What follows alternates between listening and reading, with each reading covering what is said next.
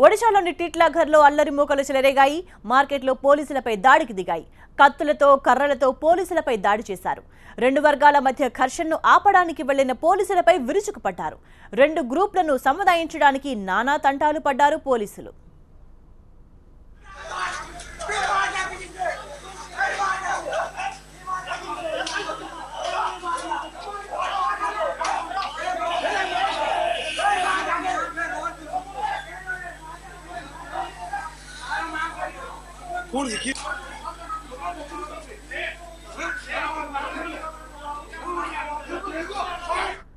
అధికార బీజేడీకి చెందిన కొందరు కార్యకర్తలకు ఈ గొడవతో సంబంధం ఉందని స్థానికులు చెబుతున్నారు.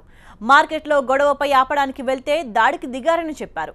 అల్లర్లకు పాల్పడ్డ వారిపై పోలీసులు కేసు నమోదు చేశారు.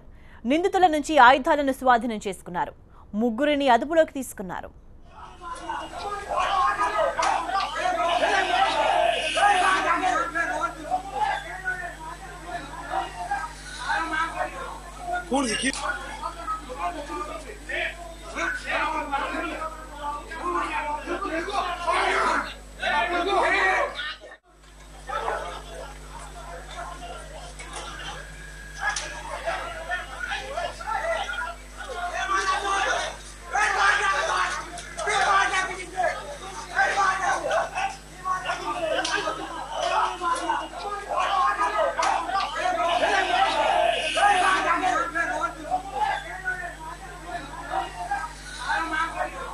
Kurde,